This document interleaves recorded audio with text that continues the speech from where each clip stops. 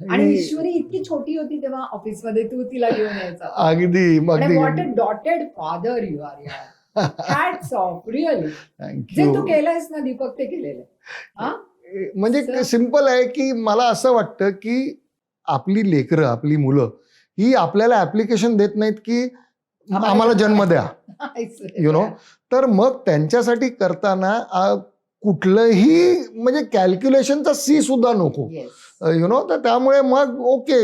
आणि प्रत्येक वेळेला असं गरजेचं नाही आहे ना की मुलासाठी किंवा मुलीसाठी म्हणजे आपल्या बाळासाठी स्त्रीनीच पाठला पाय घेतला पाहिजे. तिची मॅटर्निटी लिव्ह झाली त्याच्यानंतर त्याला थोडं 2-3 वर्ष होईपर्यंत तिनेच घरी बसून सगळं त्याचं संगोपन केलं पाहिजे असं नाही आहे. तर त्यामुळे त्यावेळेला मला वाटलं मनापासून की ओके बाबा म्हणजे असं सांगू ना की दुसरं बालपण माझं ते ईश्वरी बरोबरचे ते काही प्रेम मी तेव्हापासून पाहत. पण तुला गंमत सांगतो की म्हणतो ना मन का हो तो अच्छा, मन का ना हो तो और भी अच्छा असं बच्चन साहेब बोललेले आहेत. अर्थात इथे तर माझ्या मनासारखंच झालं होतं. पण कसं देवाने एक त्याच्यातनं हे केलेलं असतं की ईश्वरीला सांभाळण्यासाठी म्हणून मी जी पॅटर्निटी लिव्ह आता म्हणतो आपण तर ती पॅटर्निटी लिव्ह जी घेतली मी त्या याच्यात आमचं प्रोडक्शन हाऊस सुरू झालं.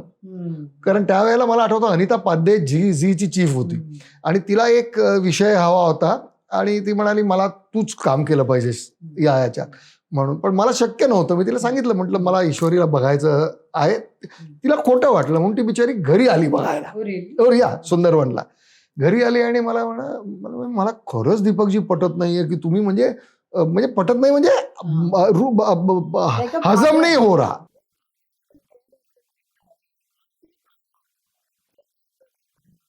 आणि मग ती म्हणाली no I am really happy and I am happy for Nishigandhaji also. हे सगळं बोलून ती गेली. आणि मग 2 दिवसांनी मला सुचलं मी मध्ये मध्ये ना लिखाण करायचो. लिखाण म्हणजे प्रॉपर लिखाण नाही पण पॉइंट्स. येस. तर मी तिला म्हटलं की अगं आपण तेव्हा अल्फा मराठी होता, झी मराठी नाही अल्फा मराठी. आणि मी तिला म्हटलं अगं असा असा विषय माझ्या डोक्यात होता तर तो तू केलास तर बघ. आणि तिने सांगितलं ओके. तर ती मालिका जी होती रेशीम गाठी तर ती रेशीम गाठी मालिका तेव्हा तिने सांगितलं की ओके आपण करूया. मी तिला आयडियाज दिल्या आणि मग तीच म्हणाली की नाहीतरी घरनं तुम्ही ऑपरेट करू शकता तर मग तुम्हीच का नाही प्रोड्यूस करत ही. आणि असं प्रोडक्शन हाऊस सुरू झालं. त्यावेळेला जे होतं ते दत्त आर्ट्स होतं, दत्त गुरूंच्या नावाने.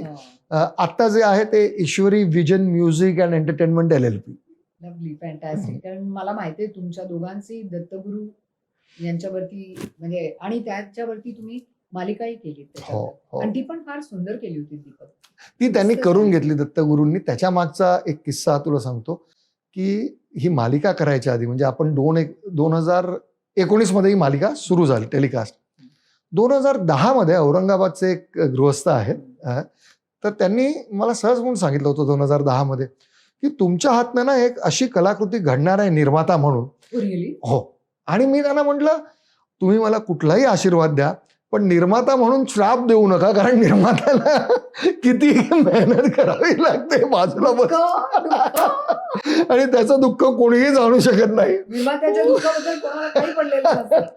तर आणि तुला गंमत माहिती ना मार्कंडनी मला कॅमेऱ्याच्या समोर येऊ दिलं नाही म्हणून मी डायरेक्टर आणि निर्माती झाले. येस.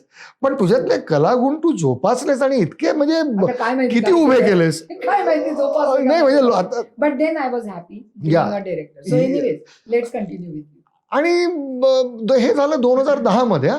आणि मी त्यांना म्हटलं काय हो, म्हटलं काय अशी मोठी कलाकृती काय, मुघले आझमही झालेला आहे, म्हटलं आता काय होणार. तर तेव्हा त्यांनी सांगितलं होतं की दत्तगुरूंवर मालिका किंवा चित्रपट झालेला नाही, ज्यांनी ज्यांनी सुरुवात केली आहे तो 8-9 दिवसातच बंद पडलेला आहे आणि तो फक्त तुमच्याकडनं होणार, कारण तुमचं मन खूप स्वच्छ आहे आणि तुमच्यावर गुरुकृपा आहे. हे 2010 मध्ये सांगितलं होतं. आणि मग 2019ला ती मालिका केली तुम्ही. आणि किती काहीही भागांची? ठरवलं नाही, पण फार नव्हतं. सुंदर झालेली होती. किती भागांची झाली होती? ती जवळजवळ वर्षभर चालली. हो, वर्षभर चालली. पण काय गेली झालं, असेल तर तुमच्या बऱ्याचशा ना किती झाली मालिकेमध्ये तुला माहिती आहे ना की आपल्याला बऱ्याचशा गोष्टी, काल्पनिक पात्र घालावी लागतात. To make the thing absolutely. तर पण ती फार सुंदर होती. येस मालिका फार सुंदर. येस येस, पण मला ते मनापासून असं काही पटलं नाही. आणि you know me, I am slightly म्हणजे प्रॅक्टिकल पण इमोशनल पर्सन, यू नो. हा खरे तर मराठी चित्रपट सृष्टीतला एवढा देखणा चिकणा ह्याच्यावरती एवढ्या मुली मरतायत हे स्वतः मी माझ्या डोळ्यांनी पाहिलेलं आहे. परंतु हा मात्र मला असं वाटतं की हा मात्र त्यांच्याकडे लक्ष देत एक पत्नी व्रत. एक